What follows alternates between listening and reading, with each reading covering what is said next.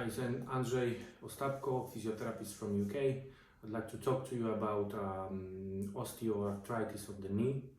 Got some people who inquired about this, and I will try to explain you what are the treatment options, what it is actually, and what can you do in terms of physiotherapy and medical procedures. Obviously, you would have to contact your medical professional in order to confirm your diagnosis and treatment possibilities. So you've got different types of knee arthritis or arthritic changes, and they are result of different conditions. You've got rheumatoid arthritis, you've got osteoarthritis, you've got also condition where if you notice some skin changes and you've got psoriasis, for example, you can have related condition to that as well. You may develop arthritic knee as a result of injury, accident, or if you're a sportsman, a very active person, and you do high impact sports for many years, also may develop those changes. So in the knee, you've got cartilage, which is called menisci or meniscus on one side and on the other side. They work as a shock absorbers, and with time they may deteriorate, they may tear, they may be removed by the doctors as a way of surgery, and as a result you may also decrease that space in the knee. So this knee usually is separated by a meniscus. Obviously you've got fluid inside, which prevents the friction, like people call it bone on bone. But with the arthritic knee, you may develop that space which will be smaller, and you can cause friction, or you can cause actually almost bone touching on a bone, and you may develop so-called bone spurs, because when the bone touches the bone, actually osteoblasts which are the cells in a bone, will start producing the bone growth. So you're gonna have bony spurs, and if you move, it's gonna tear, and it's gonna cause inflammation and pain as a result of that. You've got 4 stages of knee arthritis. 0 actually is a normal healthy knee, and the first one and second are kind of mild, so your doctor may advise you to maybe reduce your activity, physical activity, or amend exercises that you do, or maybe check actually what causes the problem and send you to a physiotherapist or osteopath or other health professional, and maybe advise you some medication. But obviously you need to consult your doctor about that, because I'm not trained in administering medication. But those 2 stages are mild. Stage 3 is already moderate, where you have some degenerative changes already in the knee, and you may actually consider some options with corticosteroids injections, and that may help reduce inflammation. That will reduce inflammation. However, it will not fix the cause of the problem, and it's very helpful if you in pain and you cannot physically do any activities, or your activities that you used to do are severely limited. Then this will help you actually for a while regain the functionality, so you can train more, you can access rehabilitation plans, you can access physiotherapy. Therefore you can develop more muscles, because first muscle which will go is a quad, because quad is one of the biggest muscles in your body, and if you don't move the knee, this muscle will just atrophy. So if you don't have a muscle, you don't have a pump. This is a natural pump which pumps the inflammation out, which gives nutrients to your knee, to your area, even upper to your body. So it's really important to maintain a muscle mass. So after the corticosteroids, you may be able to restart some activities. Obviously, always, as I say, consult your doctor. I'm a physiotherapist, so I may not know everything about the medications that you can take, but you need to be really careful, because although it will help you temporarily with your activities, it may have impact. And actually, there are some studies done that will tell you that the knee on the long term after corticosteroid injection may actually worsen. So there are different types of those medications, so therefore you need to consult your orthopedist or surgeon or whoever you consult. Also, you need to be careful with impact activities anyway if you have arthritic knee, but you need to be careful, especially after having corticosteroid injections, because they may weaken your ligaments for about 40% up to about a year, probably 8 months to a year. So if your ligaments are already weak and you weaken them almost by a half, then you need to be careful, because if you do high impact activities, then you may tear ligament or damage ligaments. So you need to be very careful. Additional treatments available, so they are hyaluronic acid is really good in terms of filling up that space in the knee and kind of nourish the knee. And with that, probably twice a year, but I'm not sure now what is the procedure, how many times a year you are able to get that, but you may consult your doctor, they will tell you more about that. Another quite popular treatment in terms of medication, as I know, is platelet-rich plasma injections, which can help with the soft tissue, especially collagenous tissue. However, you need to be careful and don't fall into a trap, and then don't expect like miracle changes if you already have a damage to the cartilage or to that area which is on the bone here, because it will not repair it. Always, as I always advise, contact your specialist. Stage 4, this is actually the worst stage, and it's qualified for total knee replacement or for other procedures. And you can always contact physiotherapist or the doctor or your rehabilitation specialist to alleviate the pain and to help with functionality. I will try to demonstrate few exercises later, which you may try to do if it's advised for you.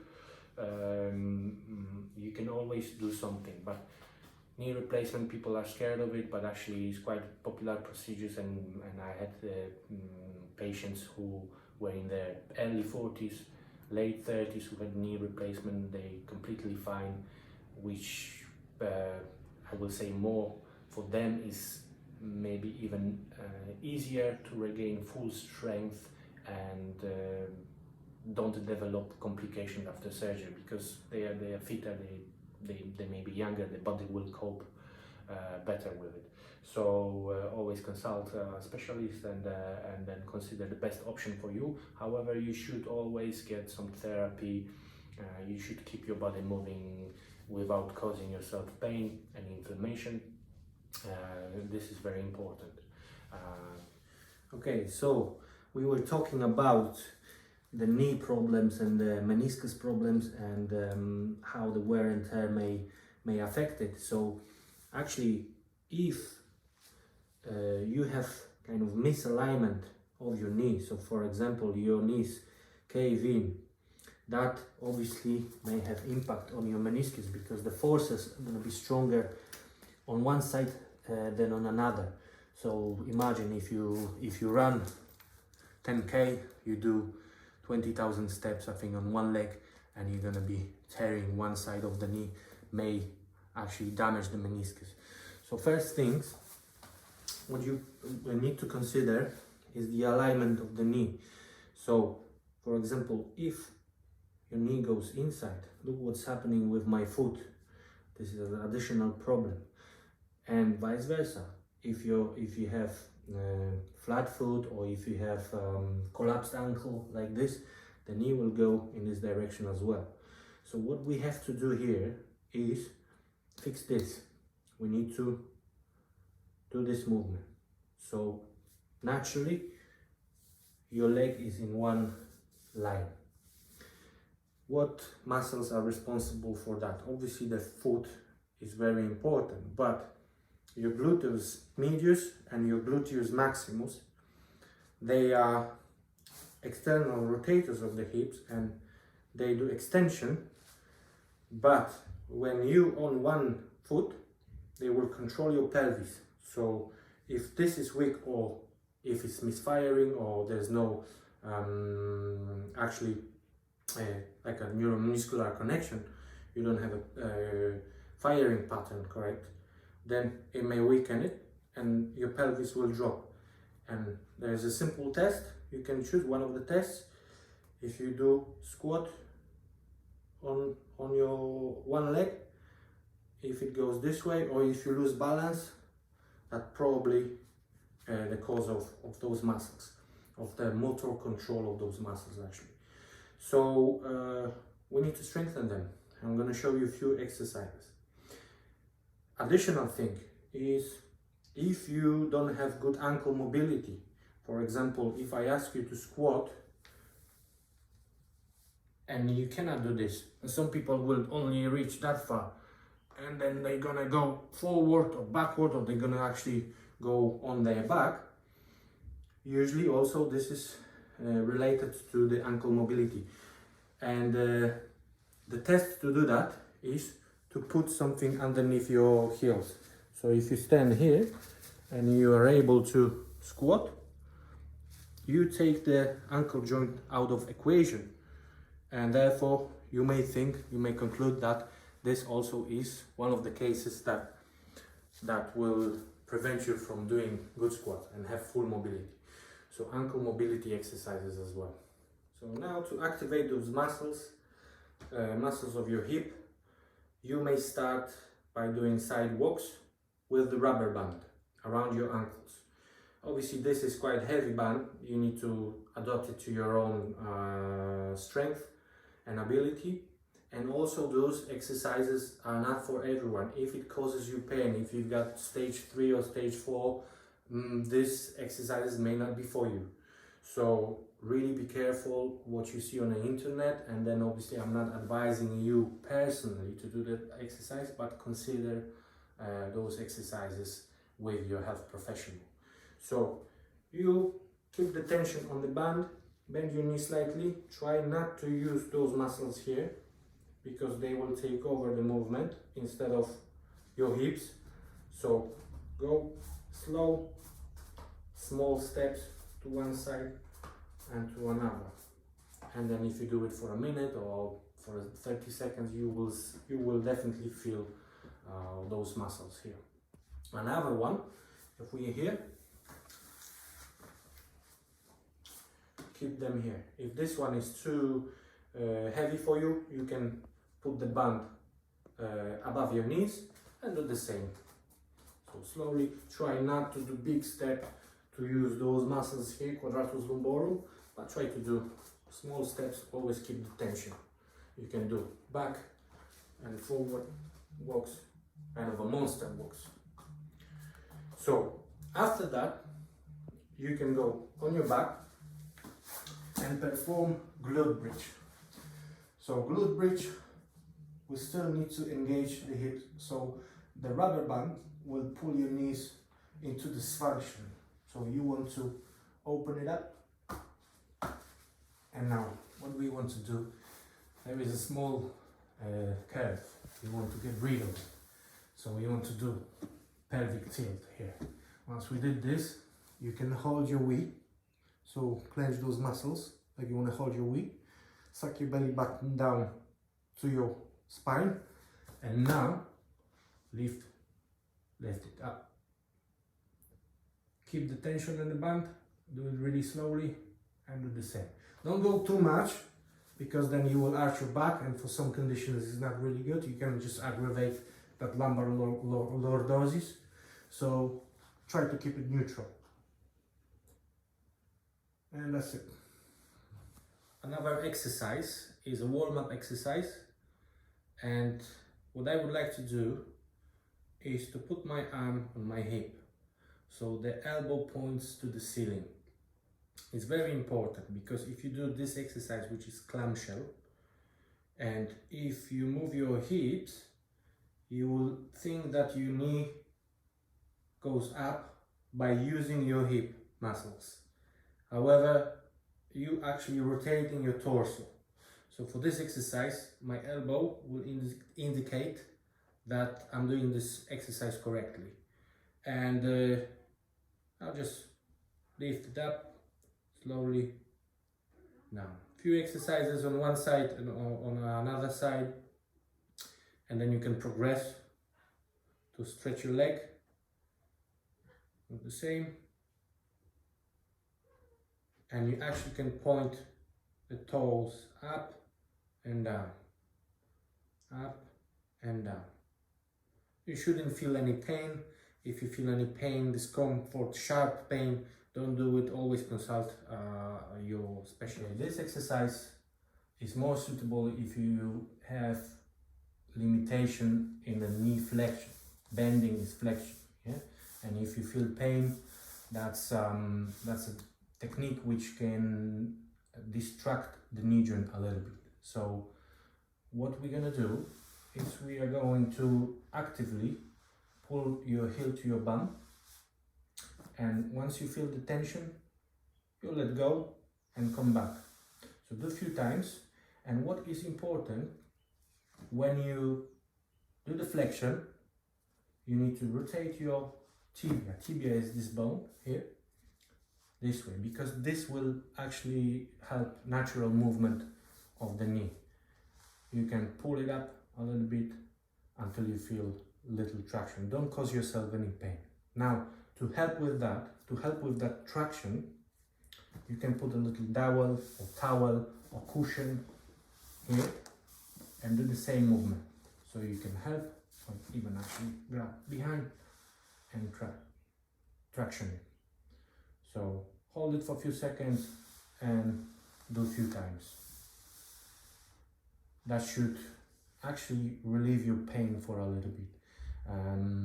Also be careful, especially in a 4th stage, because you may have a 4th stage knee arthritis, and you can be at the end stage and at the beginning of that stage, and obviously you may cause yourself some complications. But in general, it's a quite good exercise, and I'm going to show you another one. But for this, I will have to sit down on a bench.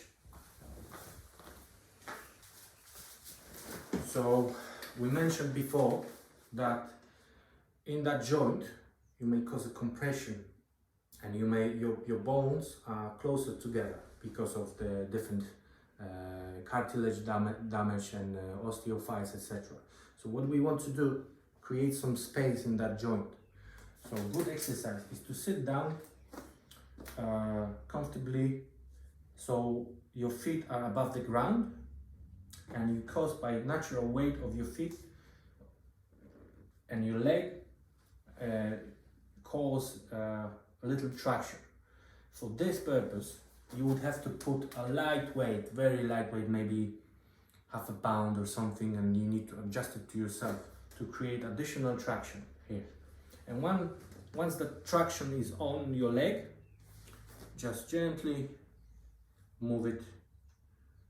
Even you can rotate it, but just kick back and forth. Just don't try to use actively that muscle here. We're not doing this exercise. We're trying to distract the joint, and we're trying to move under the traction, so there is a better pump inside your joint. So it's actually pumping the fluid, and the joint is getting better traction. You should see some difference in a pain level after like 10 minutes, maybe 15 minutes daily. You need to adjust it to yourself. Those are quite basic exercises. If you would like me to prepare some more videos about different conditions or more about the knee or about something else, like, subscribe, comment below. Maybe you've got different ideas about the exercises. Maybe something worked for you better. Let me know. I'll try to answer, maybe address it in another video. Let me know. Like, subscribe if you can. That will help me a lot. I will know that those videos that I make are actually valuable and helpful for someone. I will try to do more videos in English, and good luck.